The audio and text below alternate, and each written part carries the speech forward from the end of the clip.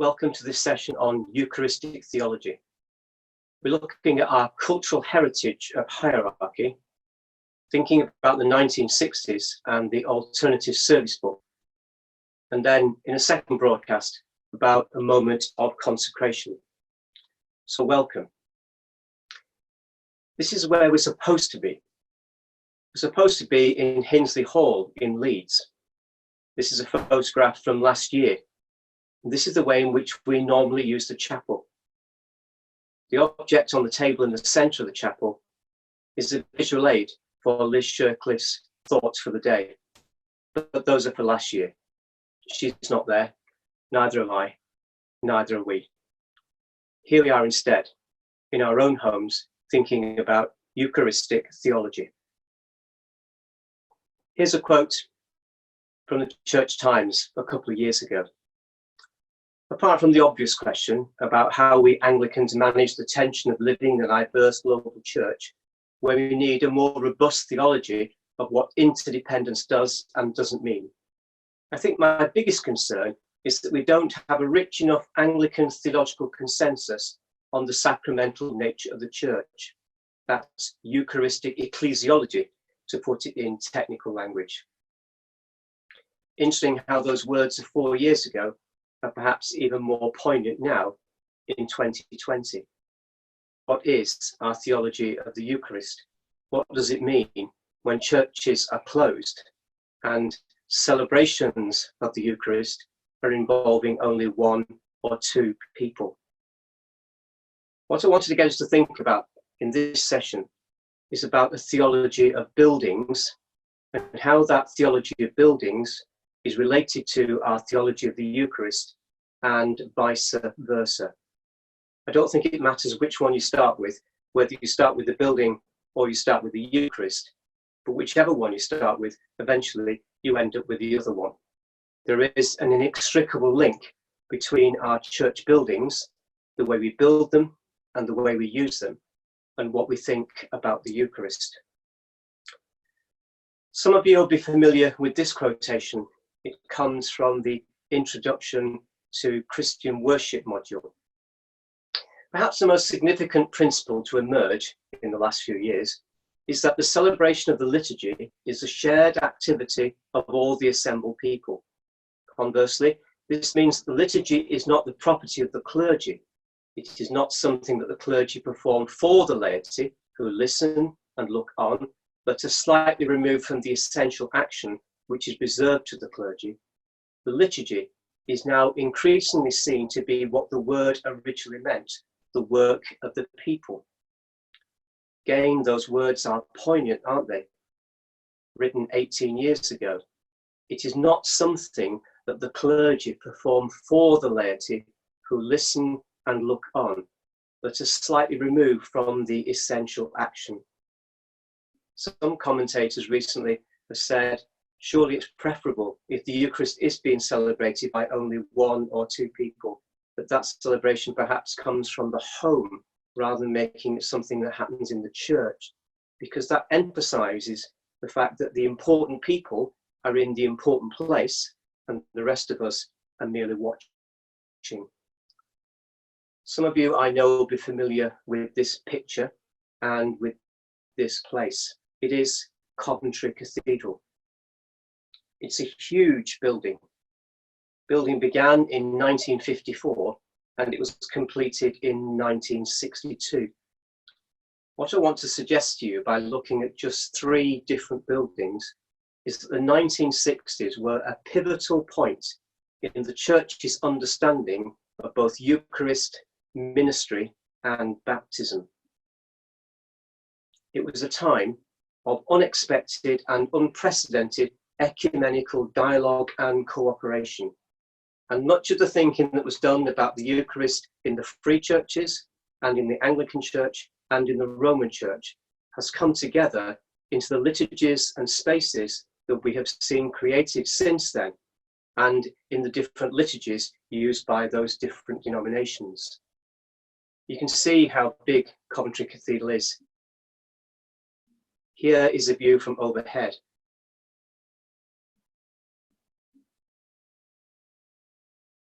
As you look at that building, although it's modern because it's built of modern materials, modern as in the 1960s, it still has what I call the classical shape.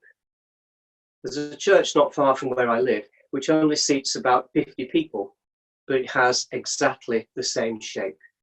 You enter by the back door, you pass by the font, you walk down in between the pews, you come to the chancel step, then there's the choir stalls, then there's an altar rail, and then there's a table or altar which is fixed firmly against the wall because it is a hierarchical approach. The building reflects a certain theology.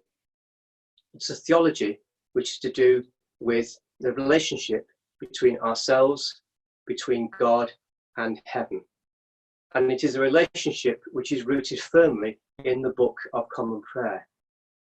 The whole idea of the theology of both the Eucharist and the building is that everything lifts our eyes to heaven because it's there where God is to be found and there where God is worshipped. If you've ever been in a village church and looked in the cemetery, churches where burials took place several hundred years ago, you will find that all the burials are orientated so that the feet of the person who has been buried is facing east. That's because when Christ comes again and there is a bodily resurrection, and this sounds a bit odd, I know, we'll all rise from our graves as if we were hinged at the heels in order to face Christ, who is coming from the east. Conversely, priests were often buried in the opposite direction, so that when Christ comes, they stand with their back to Christ. You can see how both hierarchical and divisive it is. But it is theology which is part of our heritage, and it's the theology to be found in the Book of Common Prayer. And when you have that kind of theology, then you build buildings which are long and thin, because everything in the building is designed to take your eyes towards the East End and then to rise from and over the East End and into heaven. So Coventry Cathedral in the 1960s. Some of you are very familiar with this place. The building began here in 1962 and it was consecrated at Pentecost in 1967. How different could it be? Still very modern for the 1960s because it's built of concrete and it uses glass and it has a certain kind of architectural shape as well as a functional shape. Here's a view from above. You can see that it attempts to sit in its own space, and the space is completely circular. Here's a view from the inside. Notice that there's an intention here, ideally not really to have either a front or a back. I wonder if they were building this building again 50 years later, whether in fact the altar and the central sanctuary would also be round. Because you notice that because there is an oblong table there, there is still a line that goes through that, which kind of has a front and a back. And at the back of the table or the altar is where the president would sit, and would sit usually with a number of priests because this is a Roman Catholic setting. But the theology here is different. The theology here is to say that this is a celebration of the people, and the people are gathered around the table. So that's the Roman Catholics in the 1960s. I wonder how many of you recognise this church. It's my home church, as it happens. It's All Saints and Martyrs, Langley, in the Diocese of Manchester. And it was also built in the 1960s, in 1964. Again, it's modern for the 1960s. It has a lead roof. It makes extensive use of glass, especially the glass in the east wing, which came from a special place in France. And everything about it says it's modern. Look inside. This is the east wing, the east wall. It's a sculpture made out of aluminium, which is over 40 foot high. But can you see where the priest, it is the 1960s after all, where he is standing? it's still eastward facing, wearing a cassock and a surplice, because the building has been built in the 1960s and it has the same theology as Coventry Cathedral. But perhaps, to be fair to it, a little more generous with the space. Here's a picture of the sanctuary. Notice that there is space and place to move around. Notice also that there's only one focus for the word. Traditionally, churches have a pulpit and a lectern, but this just has one pulpit and one reading place next door to each other. Almost like the tradition of the triple-decker pulpits, where everything takes place from the same place. Here's a detail of the cross. When we saw that as children, it made all kinds of things go through your imagination. As you can imagine, for those of us who've lived with it for 50 and 60 and 80 years in some people's cases, some people love it and some people hate it. What's interesting about All Saints and Martyrs is that within 4 or 5 years of the church being built, the second incumbent who came along moved the table away from the wall. I was in the choir there from the age of about 7, and I can very clearly remember the parish priest sitting behind that table to celebrate the midnight Holy Communion service. I even remember standing on a chair behind that table in order to sing the first verse of Once in Royal Davy City, because I wasn't very tall. There's that view again though. It's definitely eastward facing. It's modern and there is more space. This is St. Chad's Church in New Moston, again in Manchester, and it has that kind of classic shape that I talked about. It's built in the 1930s. There are chairs, and when you come in, you pass the font and you walk down the middle of the building, and then you go past the choir stalls, up 2 more steps, comes the communion rail, and you come to the table. And the table was originally against the wall. Look at this. Where's this? It's actually the same place.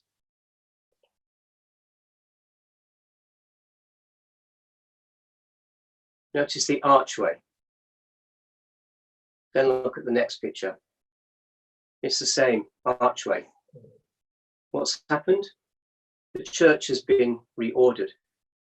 A gallery has been built over the old chancel step. The wooden panelling from behind the table at the east end has been brought forward and put under the gallery, and an organ has been put on top of the gallery, and then the archway has been filled in. Look again. There's the original. Here's the reordering. Here's a view from the gallery. That's the old west end window, and you can see the font clearly underneath it. Notice that the chairs are arranged on 5 sides. You can see 3, 2 are below you as you stand in the gallery here. The table is set such that people can sit on 5 sides. There's a wonderful Anglican compromise here. One of the things that people get most worked up about, I find, in Anglican churches, is when you take out the communion rails. People get very upset about something which has its origins in medieval churches, simply to keep animals out of the sanctuary. There's nothing special about them, but we invest them with meaning. We were fortunate here that we found a compromise. There are still communion rails here in what used to be the side aisle, which means that those people whose spirituality demands that they still want to kneel at a communion rail to receive communion can do so, but the openness of the space has not been compromised. Does anybody recognize this place? If you've read any of the books called Uncommon Worship or Repitching the Tent by Richard Giles, then you may have seen this picture. This is Philadelphia Cathedral.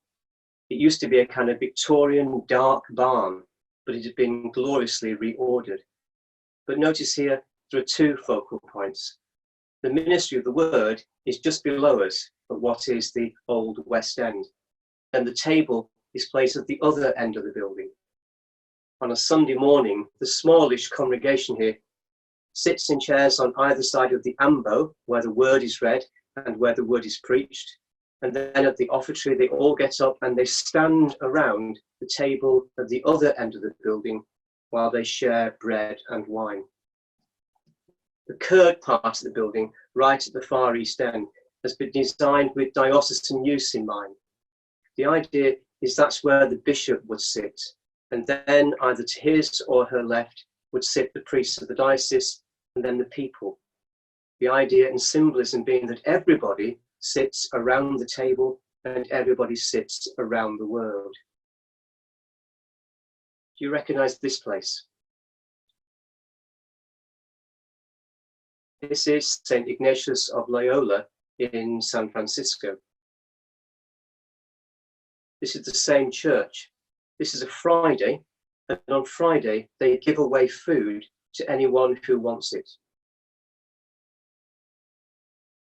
Can you see the connection between?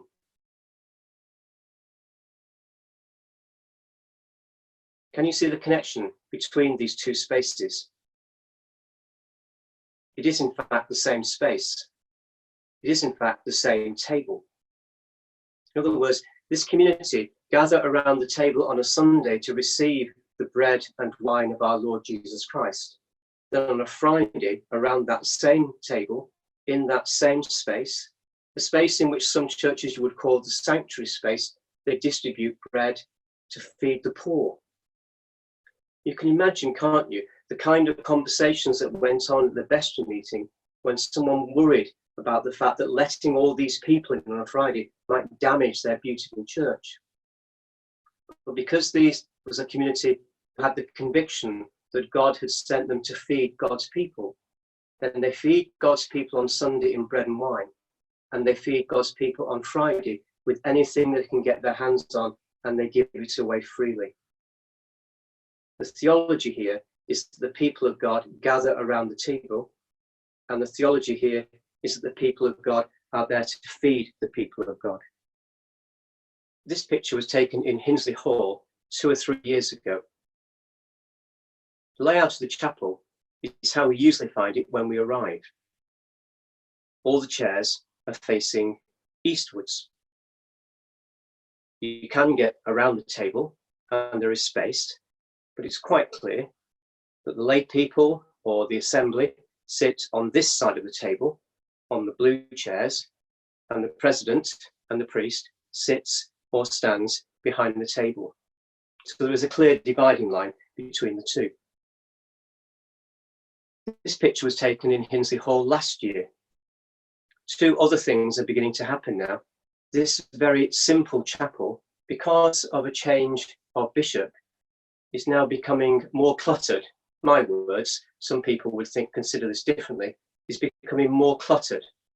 So there's a new icon on the back wall, and there's a new statue in the corner. When we arrive normally at Hinsley Hall in Holy Week, because it's Passion Time, they've been draped so that you can't see them. And there's now also a new hanging crucifix from the ceiling. You can see it there in the middle at the top. Here's a photograph of the seats. You can see they're laid out in rows. So normally when I get to Easter School, to Hinsley Hall, the first thing I do on a Saturday morning before anybody arrives is this. I rearrange the chapel. Why do I do that? I rearrange the chapel so that all of us, and bearing in mind this year there are 38 of us plus staff, can sit around the table. The table is at one end of the building and the focus for the word is at the other end of the building. And frequently there's nothing in between. As I say, the small table there with a piece of art on it was to do with Liz Shirkley's reflections last year. We try to enjoy the space that the chapel provides. Here's the same chapel from a different angle. Here's a reminder of the way it's normally set out, and then the way we used it. Why do we do that? Hinsley Hall Chapel is a very interesting chapel because Hinsley Hall itself was built as a Methodist training college. Then in the 1970s, it was sold to the Roman Catholic Church. And the Roman Catholic Church used it first of all as a college, and now it's used as the Archdiocese offices and as a conference centre. When the Roman Catholics took the chapel over, the first thing they did was to reorder it. This is what it looked like originally.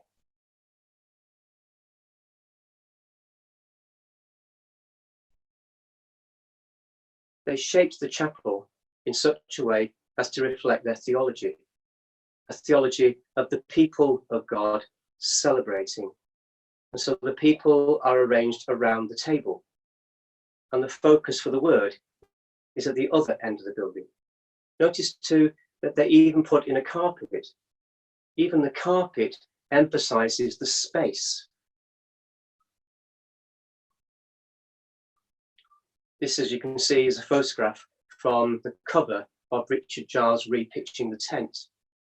This is a picture of a chapel at a retreat centre in Woking.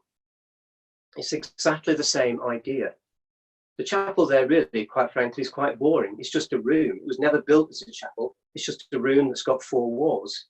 But they did this in order to make the space look more interesting. Later, when it was reordered, they spent an awful lot of money on the whole building, rekitting out all the rooms, the kitchens, the bar, the meeting areas, etc. And they said, and we've reordered the chapel too. It looks beautiful, but in actual fact, all they've done is put a stage at one end. It's now more like an eastward facing chapel. They've done it, sadly, because they also use it for lectures. However, that's what's been lost, the sense that you can gather round.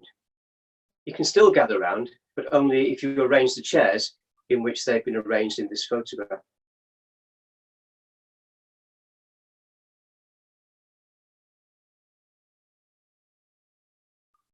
This is St Paul's Bow Common. It was built in about 1958-1960.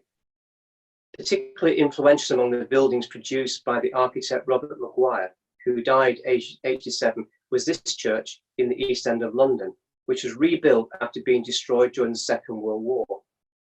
Maguire came up with the design of St Bow's Church at the age of 25, based on a student project. This is his plan. As you can see, it's a square building, but the idea is that people gather around. For any ordinands from the Diocese of Manchester, you may recognise similarity between this space and the Church of the Ascension, Hume.